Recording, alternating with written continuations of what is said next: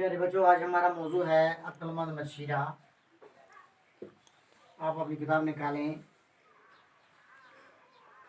सफ़ा नंबर 116।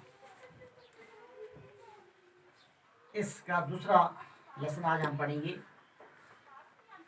पिछले लेसन में हमने इसके इब्तदाई हिस्से को पढ़ा, क्योंकि आपके जहन में होगा कि अक्लमंद मछीरा जो है ये एक ड्रामा है।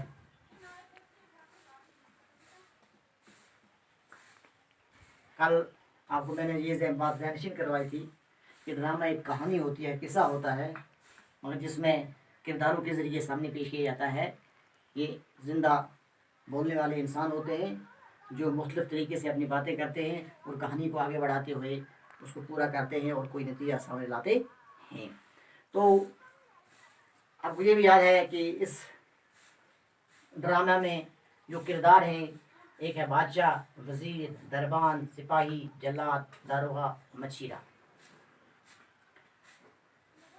तो आपके ये जहन में होगा कि एक वाक़ा यहाँ कैसे शुरू होता है। स्टेज होता है और स्टेज पर बादशाह बैठा होता है और यहाँ पर वज़ीर होता है, यहाँ पर दरबान होता है। तो बादशाह वज़ीर से कहता है कि क्योंकि बादशाह एक दावत का अहतमाम करता है और उस वक्त दावत में मछली का होना बहुत ज़रूरी था, लेकिन मछली बनती नहीं। तो बादशाह वज़ीर से कहता है कि मछलियाँ क्यों नहीं बन रही हैं आज। तो वज़ीर कहता है कि हमने हर जगह पर ये इश्तिहार लगा दिए हैं, हुक्म जारी कर दिया है, लेकिन मछलियाँ हैं ही नहीं। तो बहरहाल इसी असना में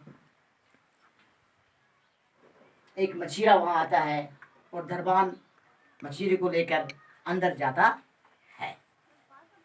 तो जब मछली बादशाह के सामने रखी जाती है तो बादशाह बहुत खुश होता है। उस मछीरा से कहता है कि मुँह मांगी रकम में दूंगा। तो मछीरा वापस कहता है कि मुझे 100 कोड़े चाहिए।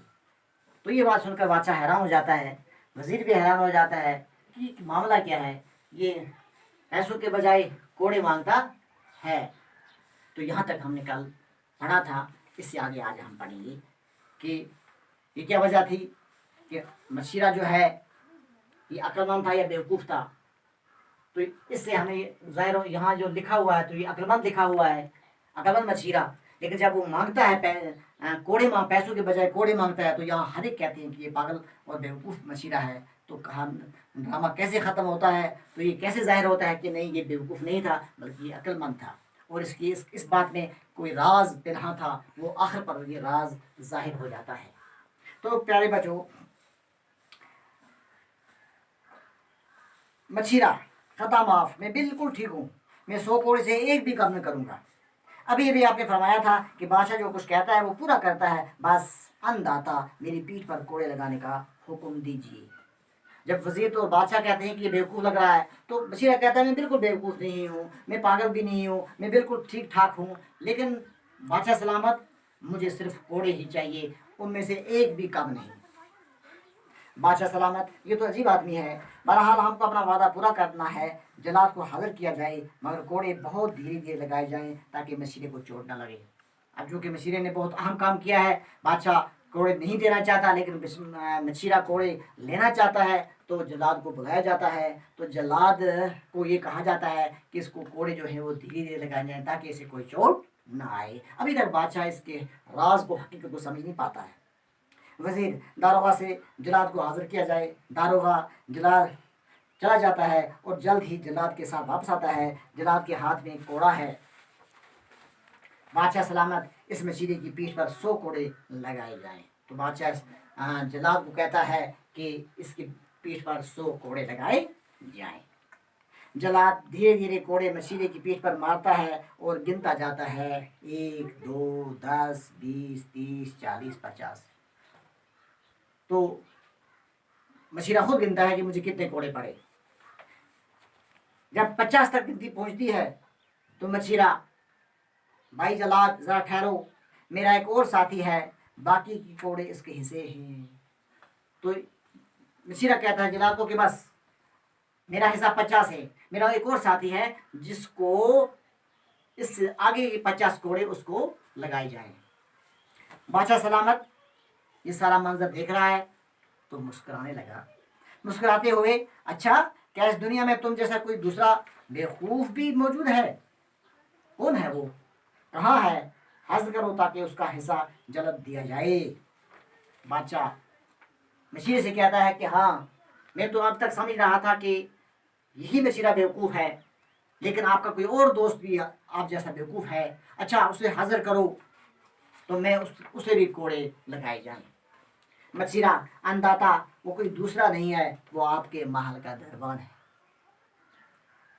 यानी मशीरा कहता है कि बादशाह सलामत ये कोई और नहीं, कोई गैर नहीं, ये आपका दरबान है, आपका ड्यूटी, आपके गेट पर ड्यूटी देने वाला है, आपका वो हाफिज है। मशीरा आली जा बात, हाँ बादशाह सलामत हैरत से, मेरे महल का दरबान वो कैसे? तो ये हैरान हो जाता है कि मेरे महल का दरबान और वो इतना बेवकूफ़, वो कैसे हो सकता है? मशीरा आली जा बात ये थी कि दरबार मुझको अंदर आने ही नहीं देता था जब तक कि उसने मुझसे वादा न ले लिया कि जो भी इस मछली की कीमत मुझको मिलेगी उसमें आधा इसका हिस्सा होगा।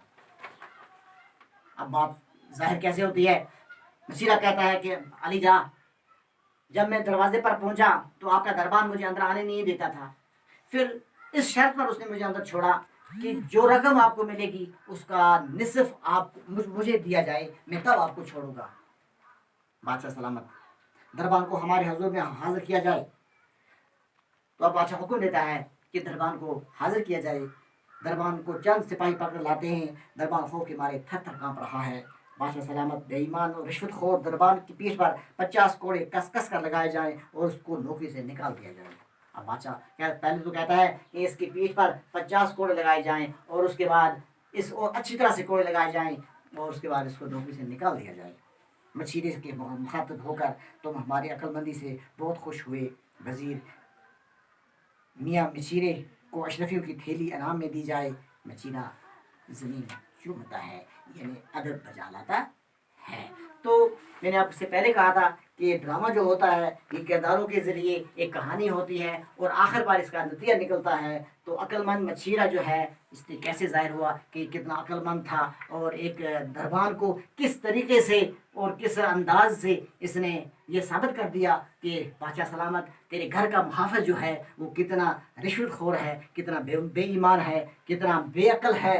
अक्लमंद मैं हूँ, बेअक्ल वो है। और जो दरबान इतना गिर जाता है तो वो कल आपकी ज़िंदगी के साथ क्या खिलवाड़ करेगा। तो इसी के नतीजे में वो दरबान जो है वो अपनी ज़िंदगी नौकरी से भी हाथ धो लेता है और उसे मार भी पड़ जाती है। पहले बच्चों ये ड्रामा पढ़कर आपके जहन में ये बात होनी चाहिए कि इंसान को रिश्वत से दूर रहना चाहिए और धोखा नहीं करना चाहिए और मछली की तरह बिल्कुल साफ और शफाफ रहना चाहिए। शुक्रिया।